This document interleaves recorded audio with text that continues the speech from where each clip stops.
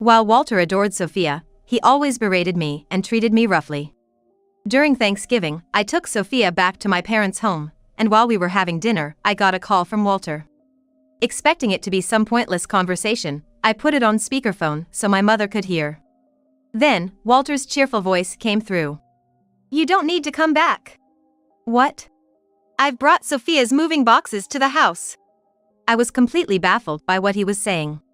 "It's because of you that Sophia doesn't want to come home. If you just leave, Sophia can live freely with me like she did when she was a child. So, get out already." I was beyond angry and just astounded. "You can live in a shelter alone." "All right," I replied quietly and hung up. Suddenly, my mother and Sophia burst out laughing. Inside, I cursed at Walter. He better be ready. It's gonna be too late to apologize later. My name is Michelle and I'm a 55-year-old housewife. Walter was a senior in college, and after graduation, we met through a mutual friend and started dating. 2 years after our marriage, when I became pregnant, he was overjoyed.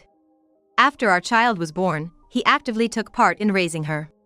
I often hear stories about fathers who are not involved in child rearing, but Walter was surprisingly involved in taking care of our daughter, Sophia. Many of my friends were envious. On the other hand, after giving birth to Sophia, he treated me as if I were disposable. It seemed like Walter had this rule: the more you adore your daughter, the more you can belittle your wife. He didn't hesitate to verbally abuse me, even in front of Sophia. Come to think of it, when we were dating, Walter seemed to look down on me, who was 3 years younger. Since we were from the same school, he didn't mock my education but made fun of my age. "Michelle, you're so cute, not knowing such things." "I'm sorry." "It's okay. I've lived 3 years longer than you, so I have more life experience. You won't go wrong if you listen to me." "Yes." Back when we were newlyweds, he spoke more kindly. However, as time went by, he became more and more arrogant. "Hey, many wives balance work and household chores. I'm taking care of Sophia, and you only have a part-time job for 6 hours. You should be able to handle it better, right?" After attending a daycare committee meeting after work and having only bought a single ready-made dish due to being in a hurry, he said all that. When I mistakenly scheduled the neighborhood cleanup a week off, he nagged at me for an hour. "Get it together. I'm embarrassed when you're like this. Sophia will also be talked about. Do you intend to put Sophia through hardship being her mother?" "I'm sorry." But Walter also read the neighborhood notice in front of me. Before I could mark the date on the calendar, he passed it to our neighbor. When I asked him which day it was, he answered confidently, so I assumed that was the cleanup day. It wasn't only my mistake. But if I pointed that out, he'd berate me tenfold. To end the argument quickly, it was best to show a humble attitude and bear it. Whenever I fell sick, Walter got upset. Before marriage, when I told him that I wasn't in the best of health, he said such sweet words. "I'm robust, so if you ever get sick, I'll take care of you." But when I did feel unwell, Walter would incessantly complain in front of me, while I lay weak in bed. "I can't make dinner because I have a fever of 100.4 degrees Fahrenheit? Can't take care of your husband? You're failing as a housewife." "I'm sorry, I think I caught something from a colleague. Can you please get some takeout or something from the store?" "Oh sure, always with the excuses. Sophia, let's go get some dinner with Daddy." When Walter returned home, he only bought alcohol and snacks for himself and treats for Sophia, not getting anything suitable for me to eat. "If you get us sick, you're in trouble. Right now, you're no different than a germ. Stay in your room until you're better." He snapped at me. As Walter closed the bedroom door, I could hear Sophia's concerned voice. "Daddy, what about Mom's food?" "She'll manage on her own. We shouldn't get sick, so let's stay downstairs." Reluctantly, I was making soup in the kitchen late at night when Walter found me and yelled at me. "What's this? You look fine. Don't fake it just because you want a break." "I clearly look pale, can't you see?" "You catch a cold or the flu because you're not strong-willed enough. Look at me, I go to work even when I have a hangover." Seeing Walter puffing out his chest, I just lost the will to argue. Walter was always cold to me, but doted on Sophia. If she coughed even slightly, he'd panic, thinking, "Pneumonia?" If she got hurt at the daycare, he'd overreact, demanding, "Who did this to her? When she had a boyfriend, Walter would sneakily find out where he lived and stake out, eventually telling Sophia. That guy has a childhood friend who's a girl. You should break up. This got him scolded by Sophia. So, when Sophia brought her boyfriend, Kevin, to our home, I was worried Walter might chase him away. But Kevin was the spitting image of a gentleman, so Walter had to accept him. You're way out, please take care of Sophia. Walter, sobbing and bowing his head, left Kevin looking surprised. Naturally, at their wedding, Walter cried like it was the end of the world, much to the amusement of our relatives. While such antics were endearing, Walter's behavior began to spiral out of control. Hey Sophia, why won't you live with us? Soon after she got married, every time Sophia visited, Walter would ask her. I knew the reason. Easygoing me and the meticulous Sophia had different personalities. Sophia realized this during her teenage rebellious phase, went to an out-of-state university, and started living alone after getting a job. With distance, she seemed to want to go out or chat, inviting me for shopping, movies, day trips, and even occasional cafe visits. This kind of distance felt just right. But Walter treated Sophia, now 30, like a child and kept pestering her about living together. If you're living in the next town, why not just live with us? I'm fine, I have Kevin with me. You're cold. I might get sick from loneliness. What are you saying? You're sturdy enough not to catch a cold. Initially, Sophia entertained Walter's whims, but he became too nagging, so she reduced her visits to just Christmas and Easter. Now, he'd send her messages every day, and if she didn't reply, he'd call to remind her. Ignoring that as well, one day Walter just waltzed into her house. When Sophia and Kevin returned, they found Walter lounging in their living room, which shocked them. Apparently, Walter secretly took their spare key and made a copy. After getting a call from Sophia, I rushed over to retrieve Walter. When I entered, Sophia was yelling at Walter. Dad, enough is enough. This is our home. What's wrong with a father visiting his daughter's house? Walter, what are you doing? You can't just break into someone's home. It's natural for a father to care for his daughter. I've changed Sophia's diapers, bathed her, played with her at the park. You don't care about her like I do. I love my daughter and worry about her every day. I gave up trying to reason with Walter and forcefully took him home. Though he complied that day, Walter kept on with his antics, getting Kevin, a non-drinker, drunk at bars, dragging him to horse races and boat races, and making him spend unnecessarily. No matter how many times I cautioned Walter, he wouldn't listen and seemed ready to dig in his heels, so I stopped pushing.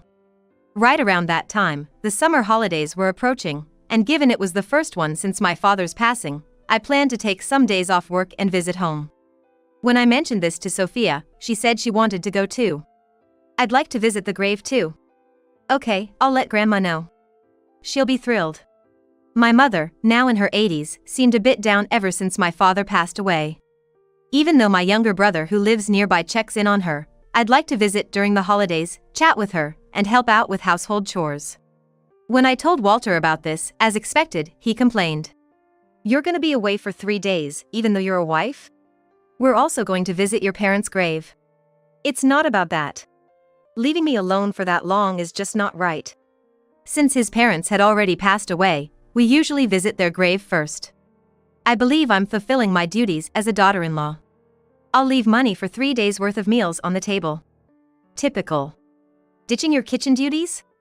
Make sure to catch up on cleaning, laundry, and dishes when you get back. I'll leave my stuff out just to ensure you have something to do.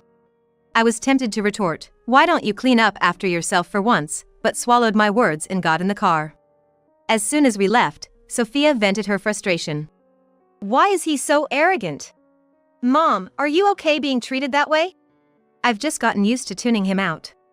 Seeing my half-smiling face, Sophia looked displeased. But she quickly changed the subject, probably out of concern for me. Oh, speaking of which, about the new apartment we're moving into. You were living in the place that Kevin had since his bachelor days, right? And now it's gotten too cramped?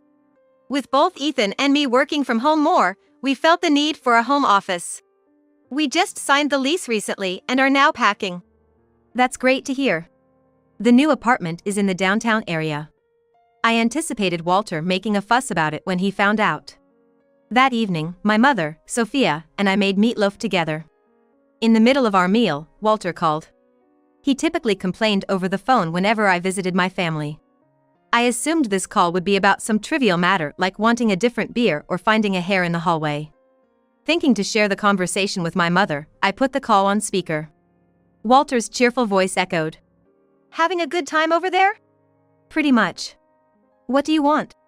"You don't need to come back." "What?"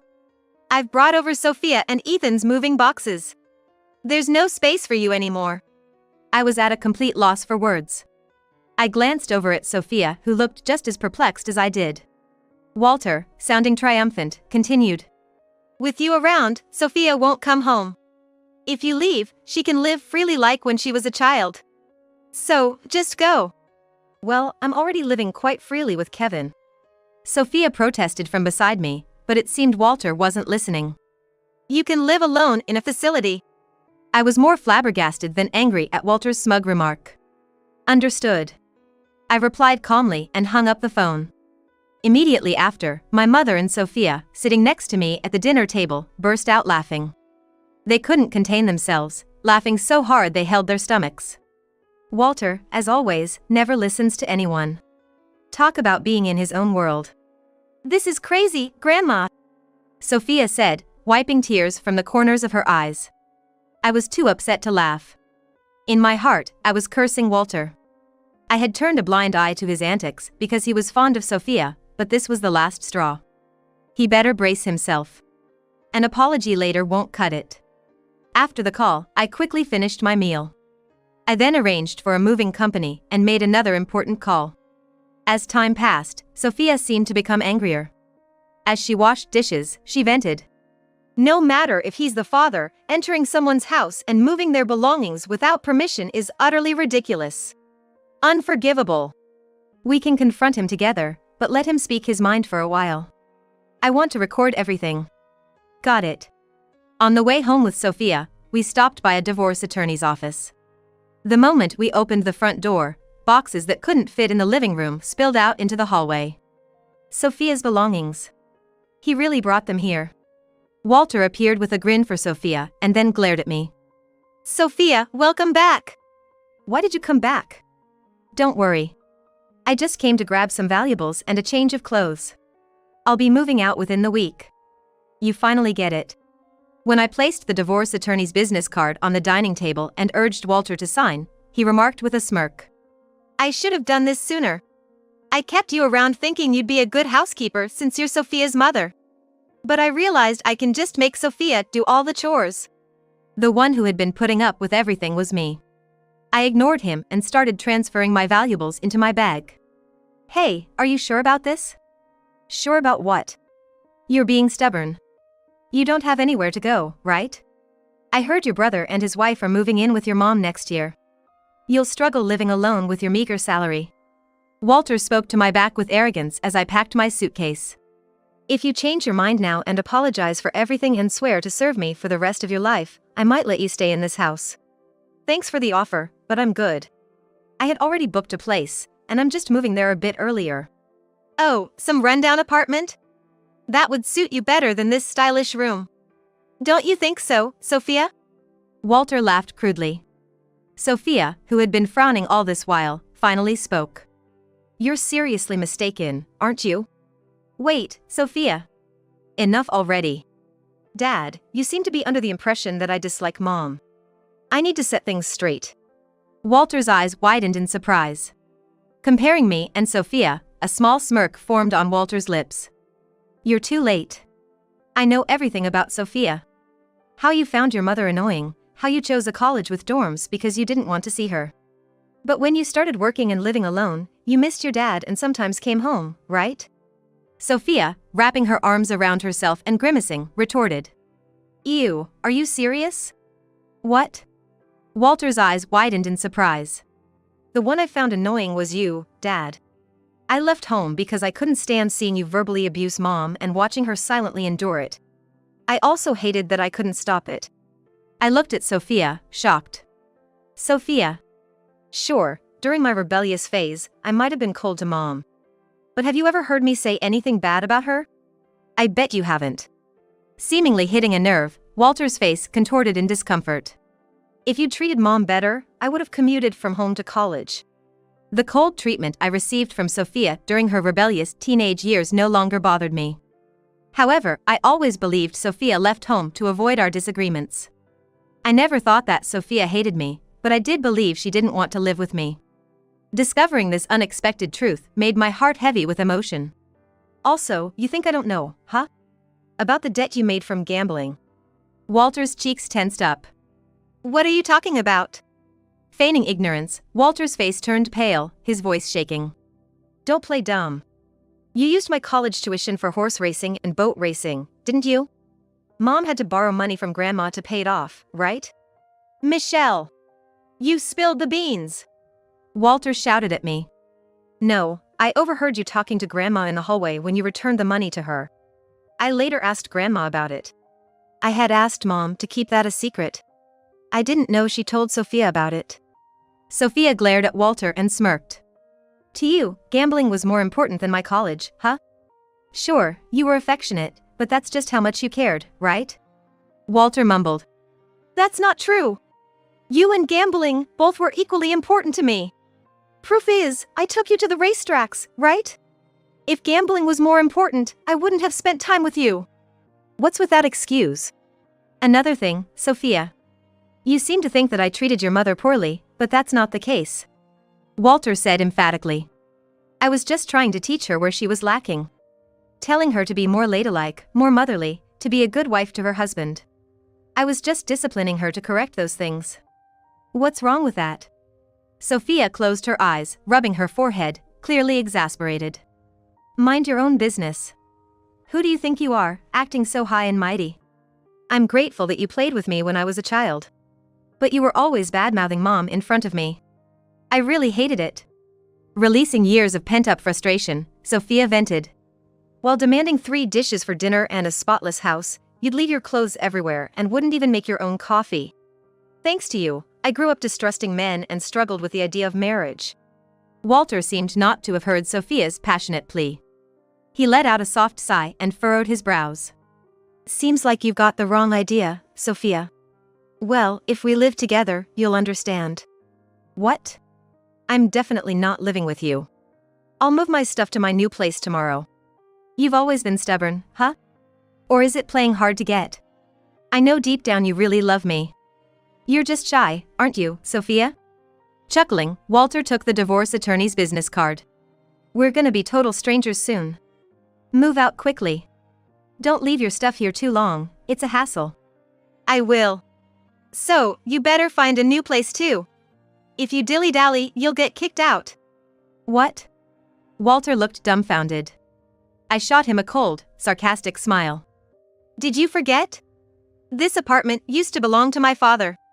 It seemed the realization hit him like a ton of bricks. Seeing Walter's wide-eyed expression, I kindly reminded him. Remember when we were considering buying a house after getting married? Dad suggested we live here since a unit became available. Plus, it's close to your work. After Dad passed away last year, Mom inherited it. So, it's hers now. Walter went pale, rapidly recalling the phone conversation he had had earlier.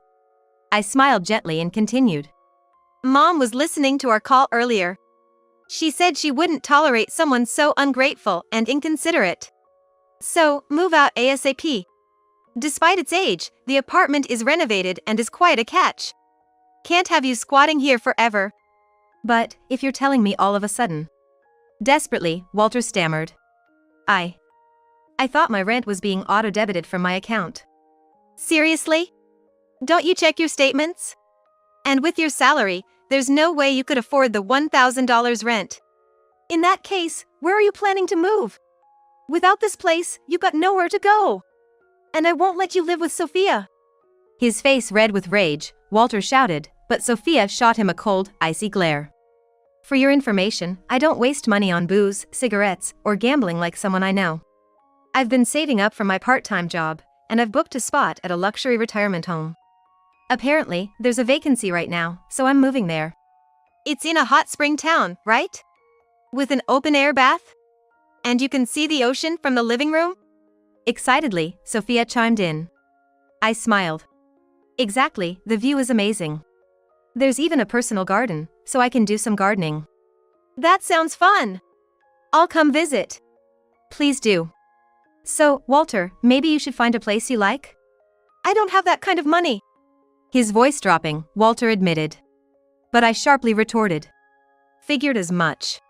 But I'll still be asking for alimony, so be ready to pay up. Alimony?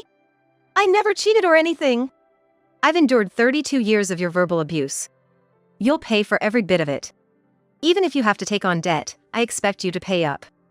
No way. Oh, I got it. We don't have to get divorced. Suddenly hopeful, Walter exclaimed.